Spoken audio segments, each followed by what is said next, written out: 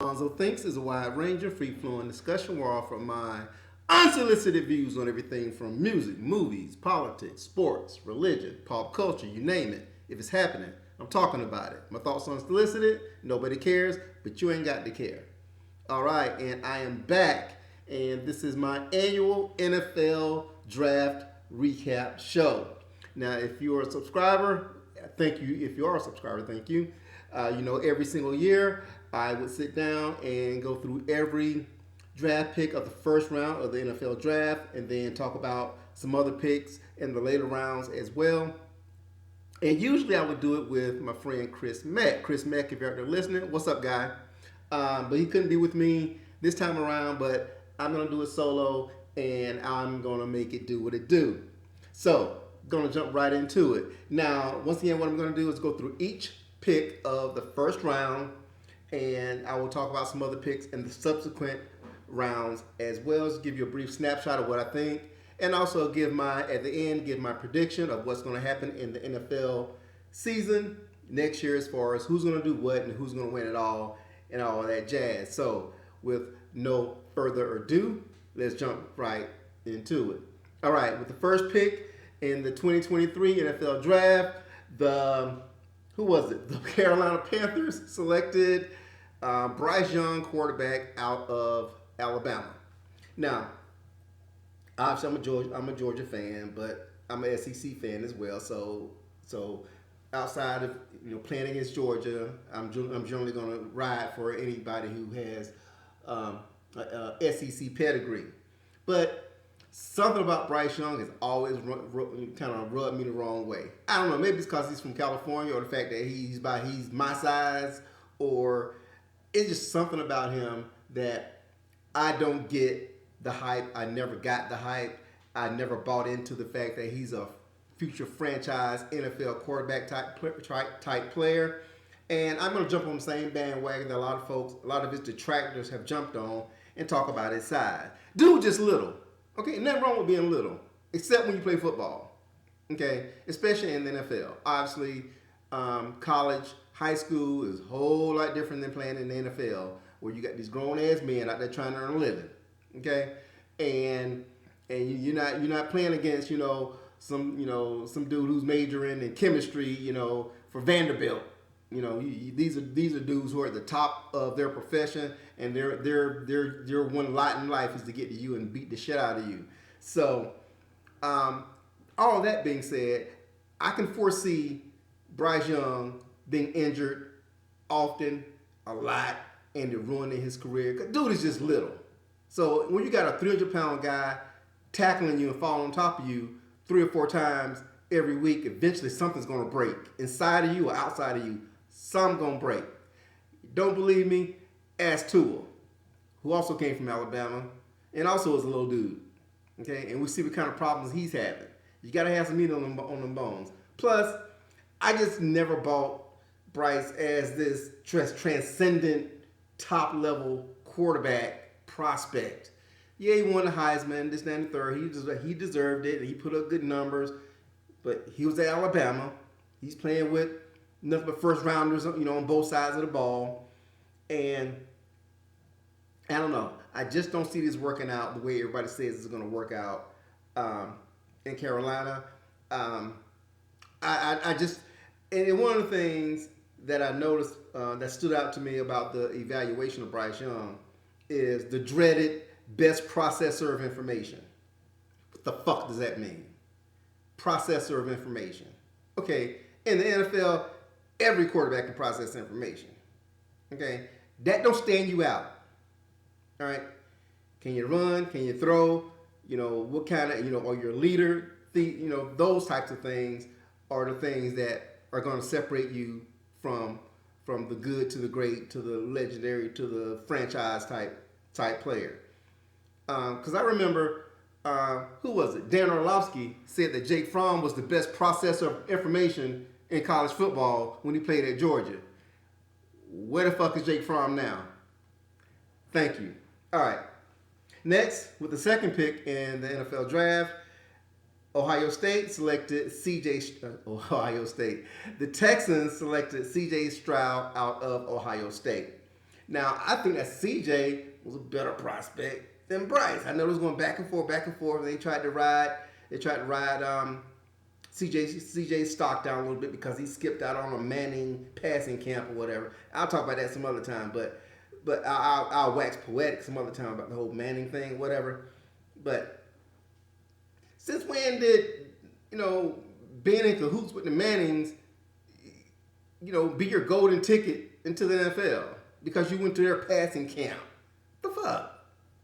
I mean, I don't get that. Anyways, but everybody's just all up in arms because CJ missed out on or declined to attend, or well, he had committed and then backed out of going to the Manning passing camp. For some reason, that disqualifies him from being the number one draft pick, which is a bunch of bullshit. I think there's folks, especially white folks out there, just trying to find any reason to keep a black quarterback from being at the top of the draft.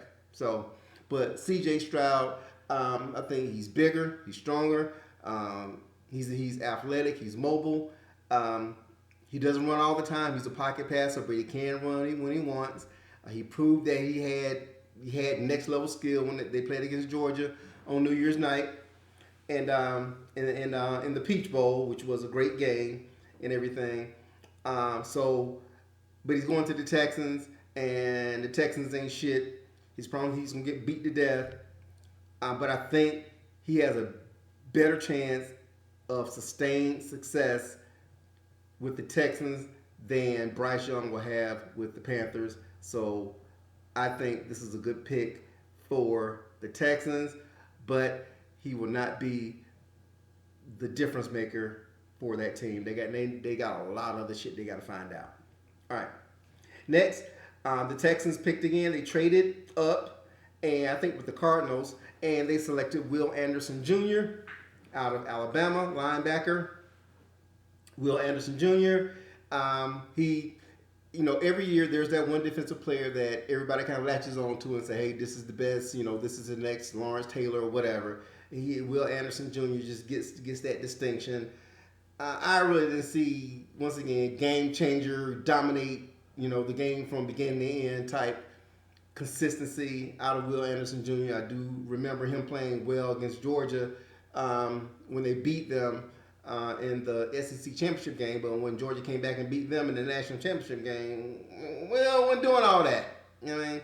And he wasn't great this year. I mean, he was good, but he wasn't dominant. So if you ain't dominating in college, chances are you're not going to dominate in the pros. So, I mean, it's a solid pick. He's been a solid 10-year pro, but once again, he's not going to be anything he's not the person that's going to change the trajectory of a franchise. Next up, Florida. The Indianapolis Colts selected Anthony Richardson, quarterback. Everybody's talking about how much of how the upside of Anthony Richardson, how he's a freakish athlete. He has this huge skill set. They're comparing him to Cam Newton and this, that, and the third, and this and that, and get all that.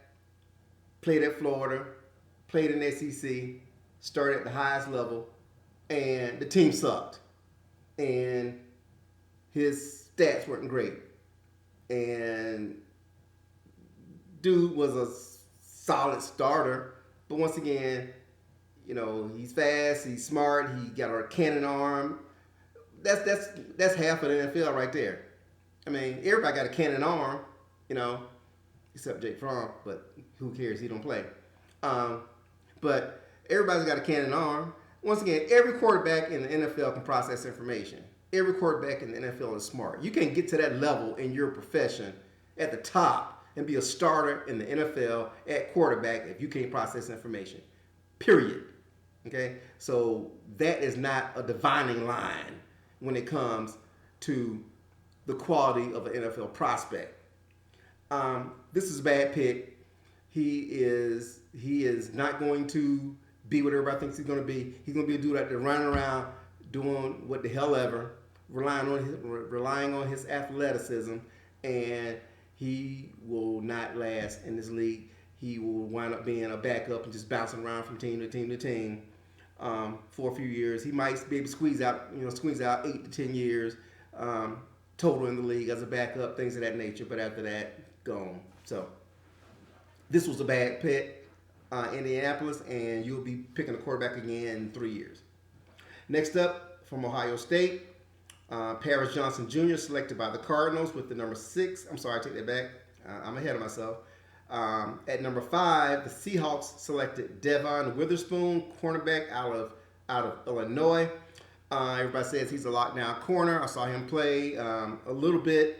Obviously, played Illinois. Nobody cares because they're never on TV. But I did see him play against Michigan, and he was good. He was good, but Michigan's passing game is not top level, so you really couldn't take much from that. But he was. I did see him in on a lot of plays, either in the run game and definitely in the passing game. He was decent. That's all I can really say about him right now. I think he has an opportunity to be good, especially the fact that he's going to the Seahawks, who are known for their ability to coach up the secondary, Legion of Boom, this and the third. So I think he's going to have a decent opportunity. Did he go a little bit too high in the draft? I'm going to say probably, because there are some other cornerbacks that I'm more familiar with who did it more consistently in bigger games than Devin Witherspoon. But that being said, I think he's going to be a solid pro. All right, now we go to Paris Johnson Jr., number 6 pick by the Cardinals out of Ohio State. Offensive tackles are critical in the NFL, especially left offensive tackle. And everything I've seen from Paris Johnson Jr., I think he's going to be a solid 10-year plus pro, maybe even Pro Bowl level. He's very consistent, and C.J. Stroud got a lot of time because dude was keeping guys out. So next up, Tyree Wilson. He went at number 7, defensive end to the Raiders, and they got him out of Texas Tech. He played Texas Tech. Who gives a damn? Okay, all Texas Tech ever does anyway is lose. You know what I mean, especially against good teams. So how can you really evaluate anybody that plays at Texas Tech? Because every game they're playing, they're giving up 40. You know what I mean? It's 42 to 45. Something like that. So I can't even look at a player that plays defense from Texas Tech and properly evaluate that person because, I've seen him. He's made some plays, this, that, and the third. But once again, when your team is giving up 40 points, who gives a damn? You got 3 sacks. Next, Raiders, bad pick. You probably could have got this guy lower down in the draft, but once again, it really don't matter.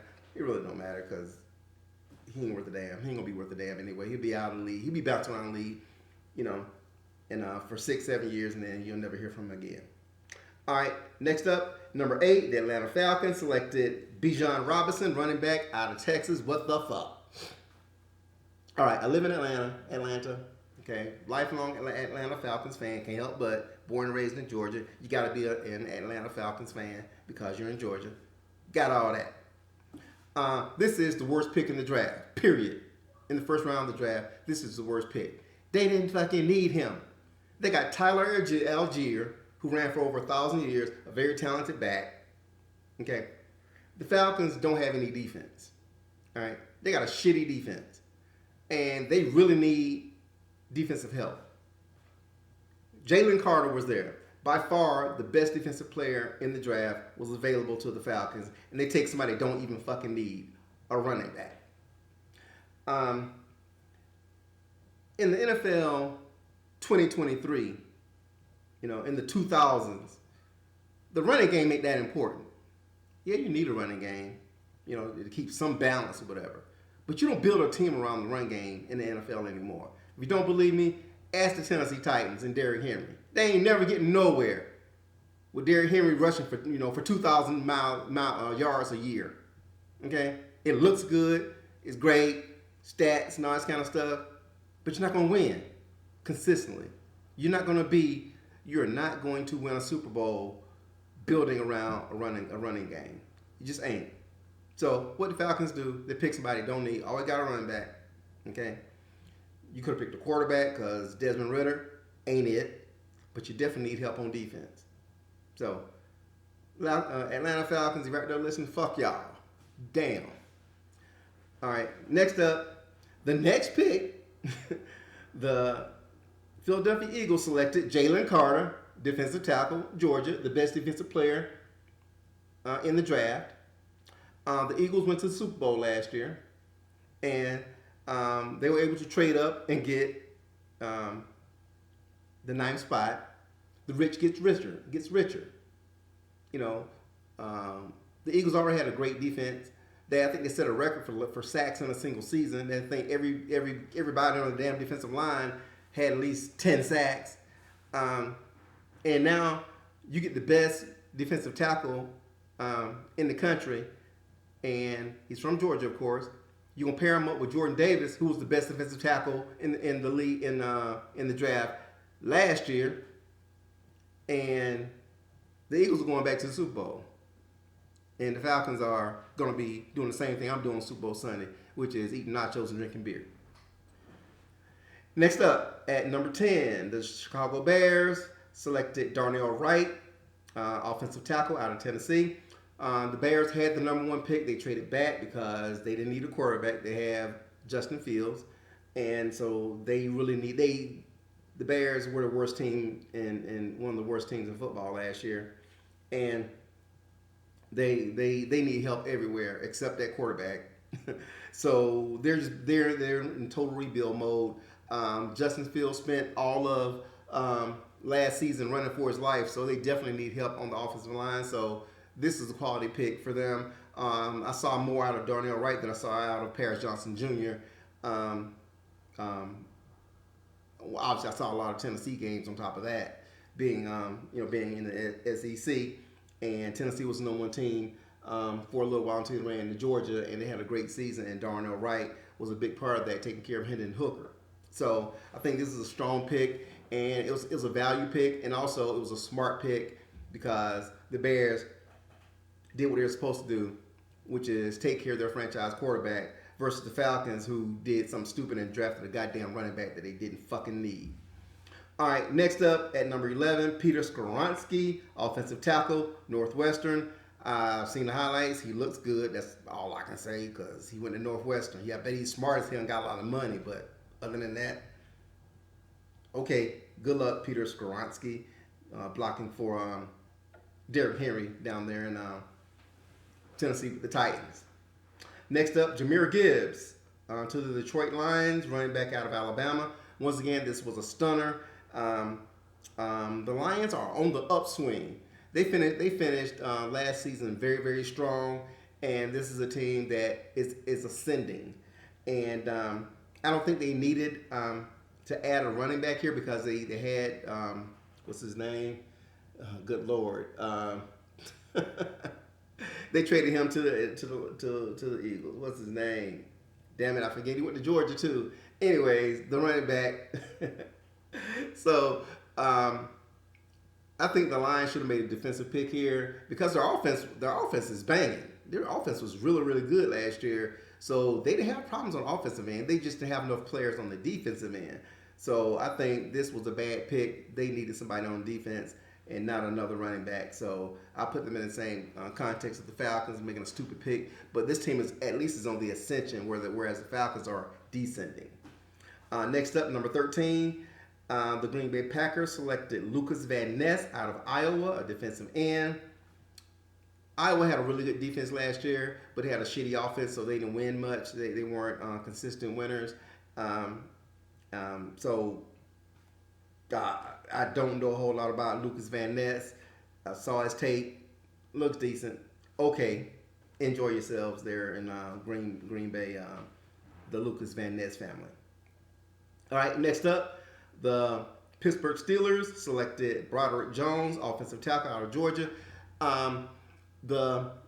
The Steelers are so iconic and so good at what they do. They're so consistent. They have won.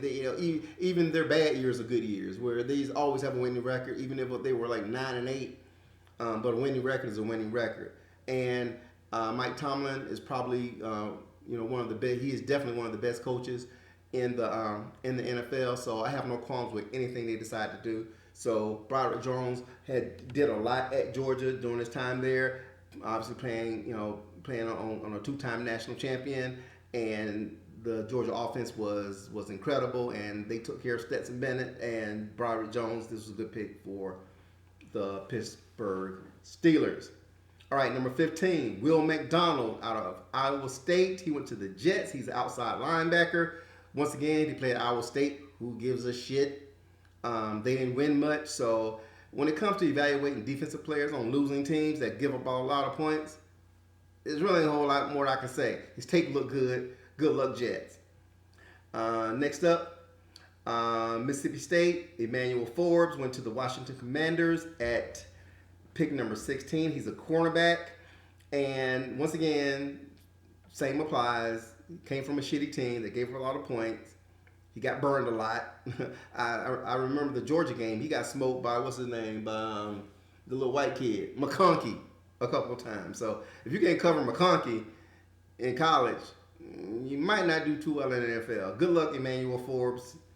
At least you'll be in Chocolate City. Next up, the Patriots at number 17 selected Christian Gonzalez, cornerback out of Oregon. Gonzalez, I saw him play a little bit. Obviously, they got beat to sleep by Georgia in the first game of the season. Georgia beat them like by 45 points. I think they beat them 48-3. Then they ran off a bunch of games where they won, but then they tapered off at the end, and they gave up a couple of comeback victories. They had a couple of games where they lost, where they allowed the other team to come back, shall I say, and through the passing game. So that does not bode well. But the good thing is he's going to the Patriots. Bill Belichick, obviously, you know, you're gonna get good solid coaching. And one thing about the Patriots, if you ain't good, if you're not quality, you ain't playing.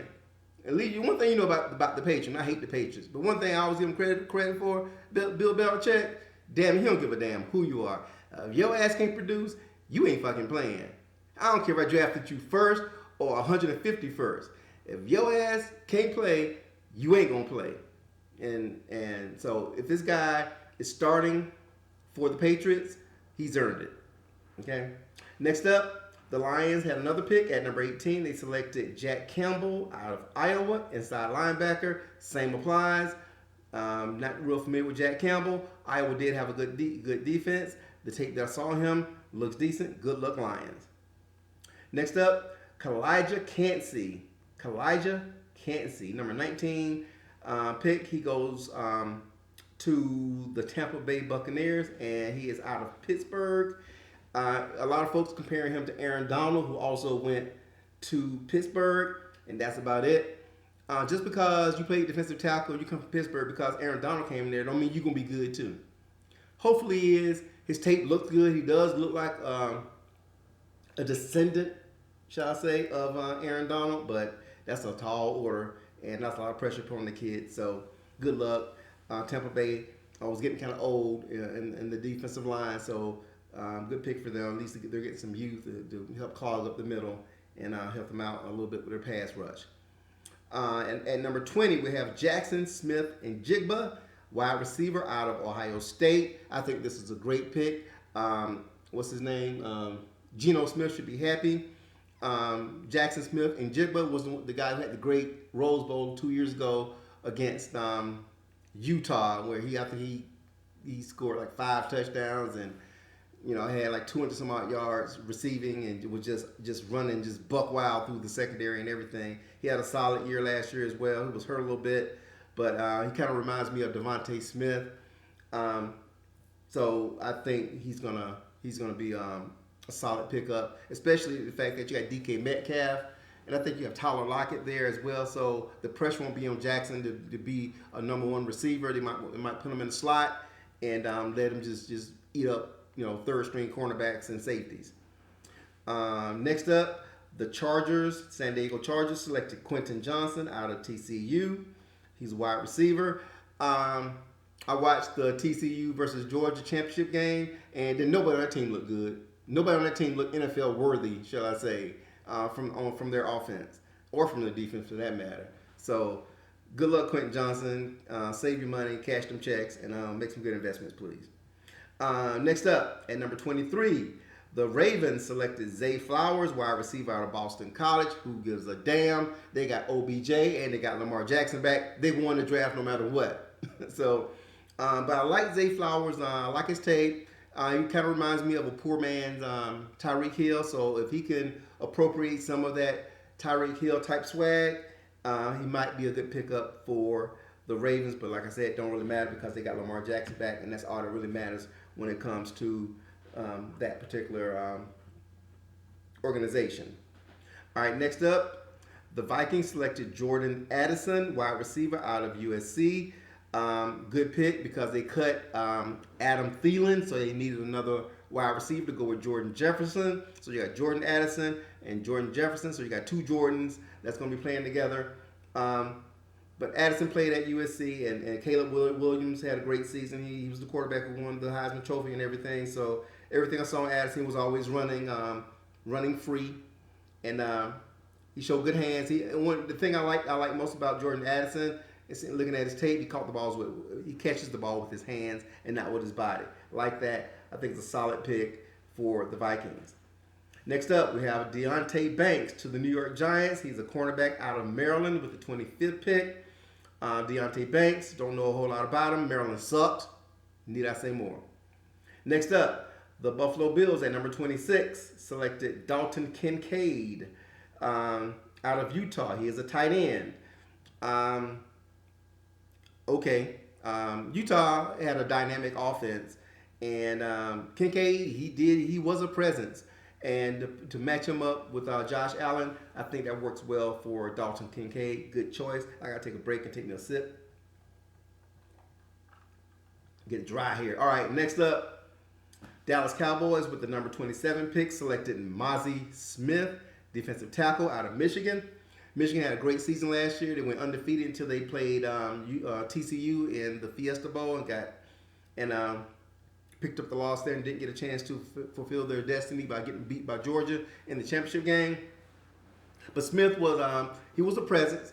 He was a space eater in the defensive line for Michigan. I think this is a solid pick for the Dallas Cowboys, a value pick definitely. And the Dallas Cowboys, their defense is getting a little long in the tooth, especially in the defensive line. So this is definitely a need pick for them.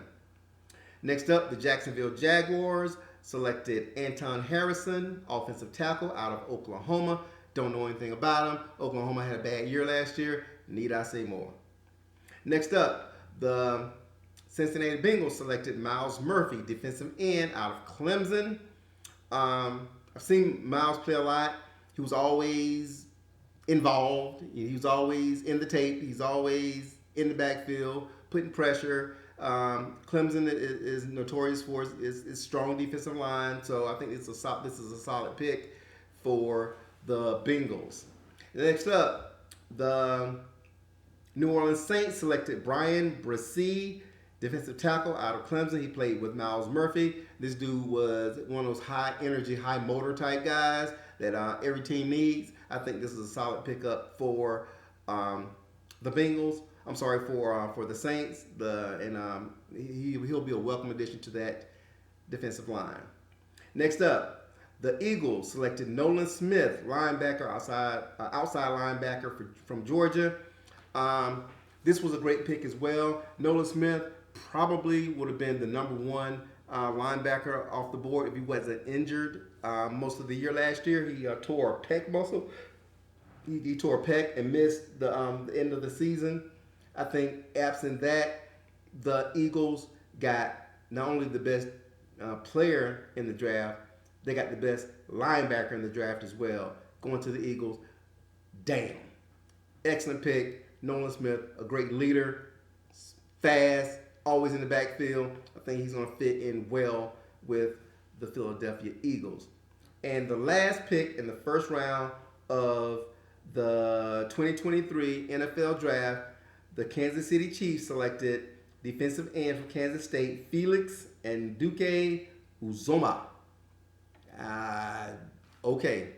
Kansas State had a good season. They won the Big 12 championship, and they went and got beat to sleep by Alabama in the Sugar Bowl. Okay. This player, Uzoma, he was in the backfield a lot. He showed some energy. He has a high motor and all this kind of stuff. So, but he's going to the Chiefs. Who cares? The Chiefs are going to win anyway. You know, whether they have a good defense or not, because He scores so many points because they got the best quarterback that ever lived. So, enough said. All right, so that does it for the first round. And I'm going to go ahead and run through some picks from some of the later rounds. We'll look at, we're going to look at the second round here, and let's see. We got to start with with the get the elephant out the room, get the elephant out the green room. Will Levis went with the second pick in the second round to the Tennessee Titans.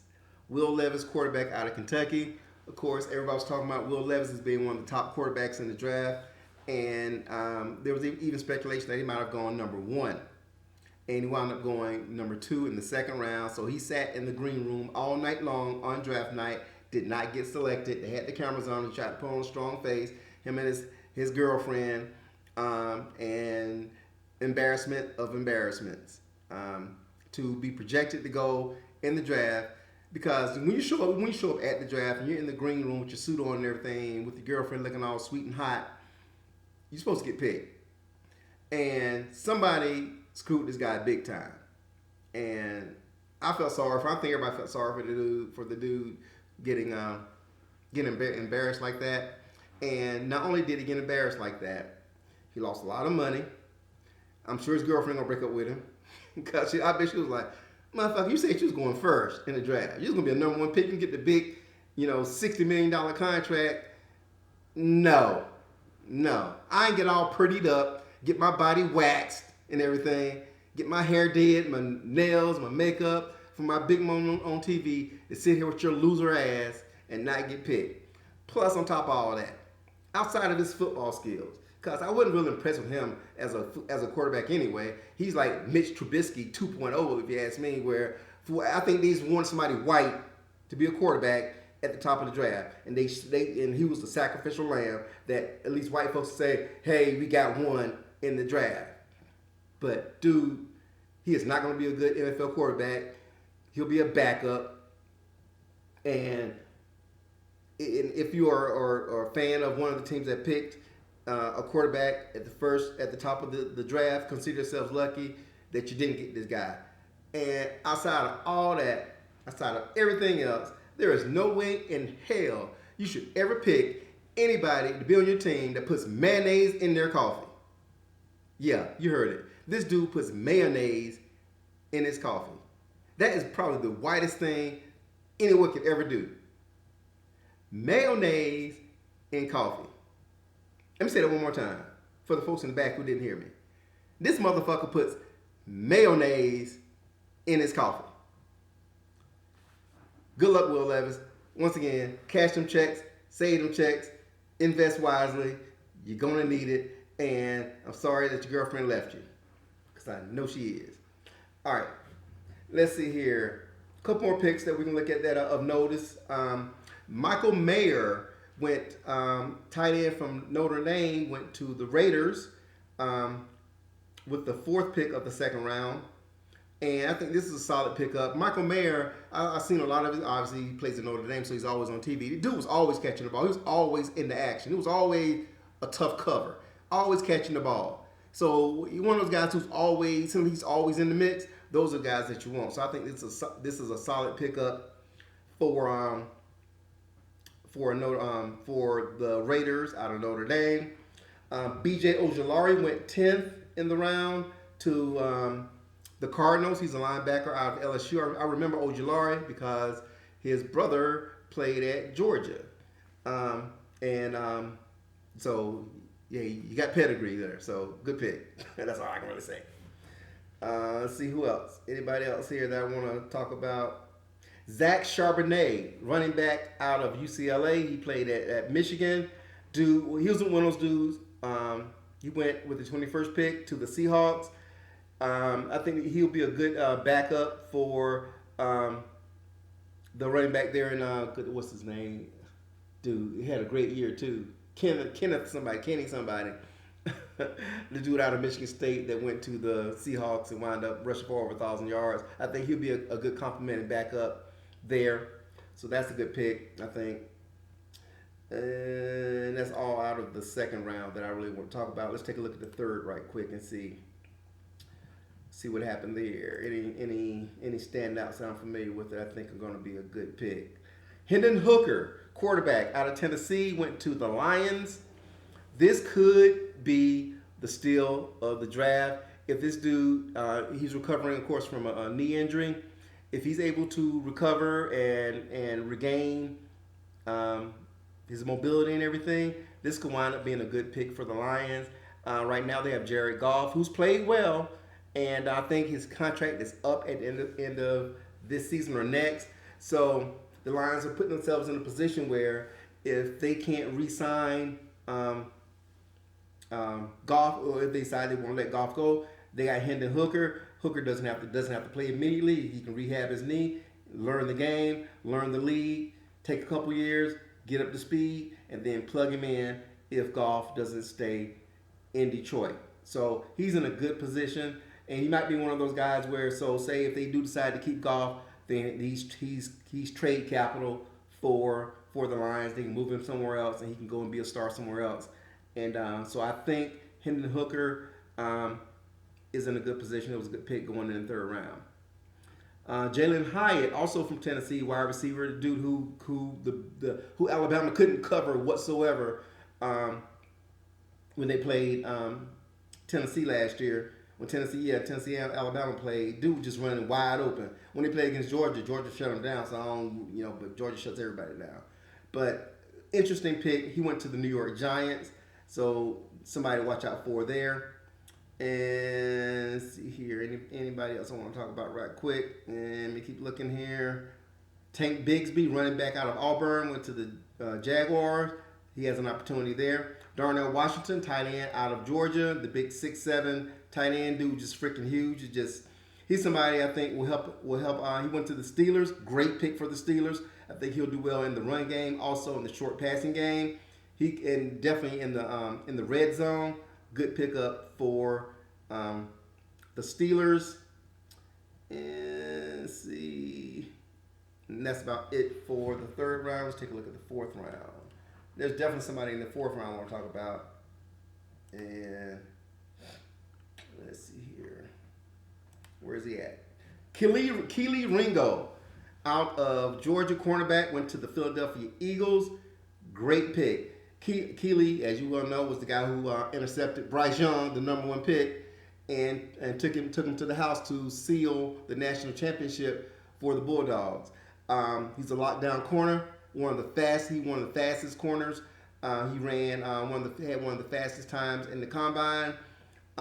Dude has played high level football his entire college career, and the only thing about him that I think might hinder him, something he has to learn once he gets to the NFL, is kind of cut back on the holding and the interference, because he what they call it, gets real handsy in the pass game, and he had a few too many pass interference calls at Georgia, and but I think the Eagles, see, the thing about the Eagles is their defense, especially in the front seven, is so potent that their cornerbacks can be adequate, and still, because the pass rush is so strong that the passing game is going to suffer for anybody who plays against the Eagles, because they got to deal with that front seven. The quarterback's running for their life, so you're not going to have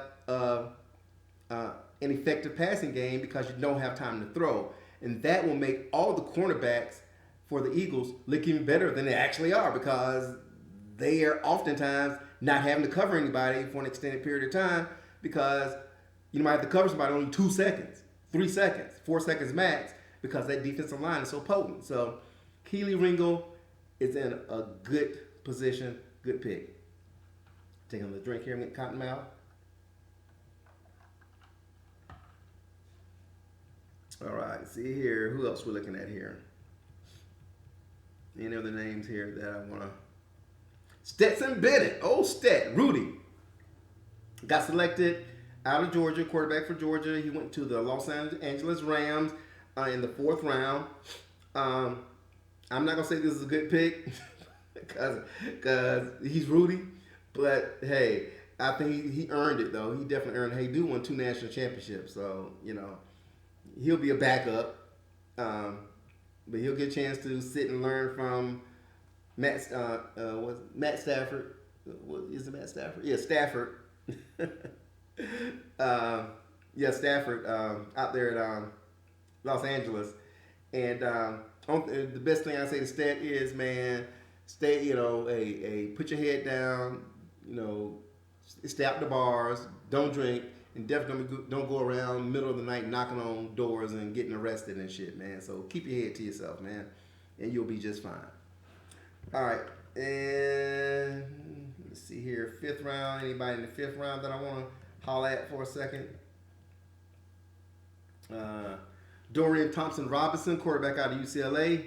He was pretty good. He went to Cleveland, but he'll back up Deshaun Watson. So that is a good position to be in because you know you ain't gonna play. You're not gonna be called on to play. So you can just sit back, be his backup, and just cash checks. So Dorian Thompson Robinson, congratulations.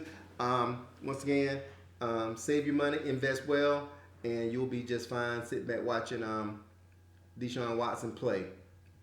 Let's see what else here. Who else we got that might stand out? That might be a interesting pick here. I'm not seeing anybody.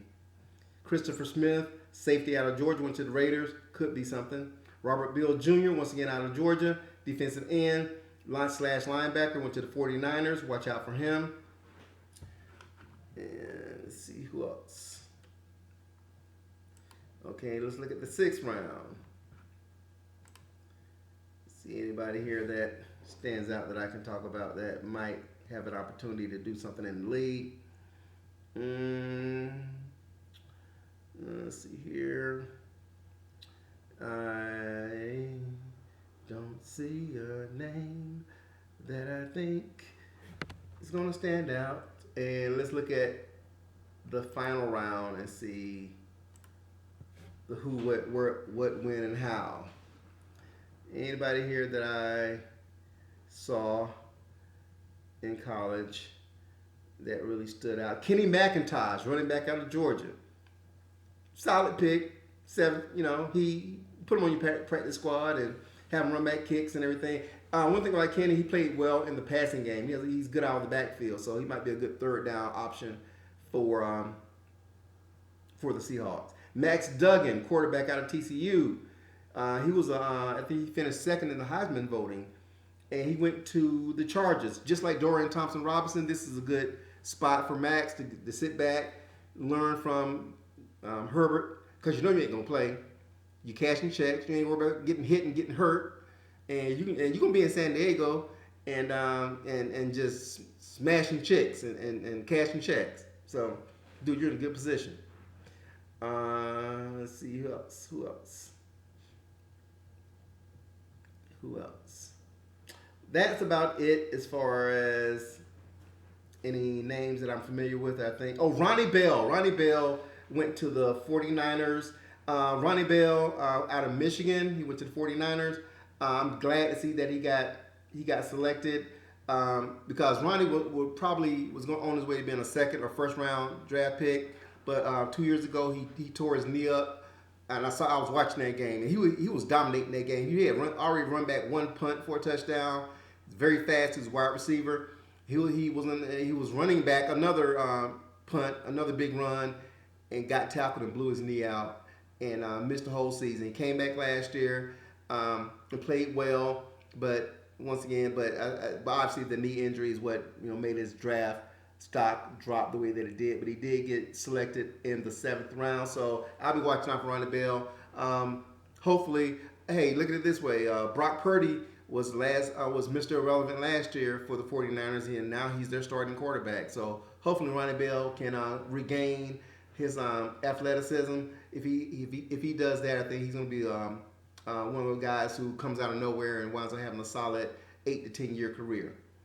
If as nothing else, maybe a slot receiver and a punt returner. And the final pick in the draft went to the Rams. Desjuan Johnson, defensive end out of Toledo. Never heard of him. He is Mr. Irrelevant. Hopefully he'll make the team. So there you have it. That's the recap for the 2023 NFL Draft. What did you think? Who won the draft?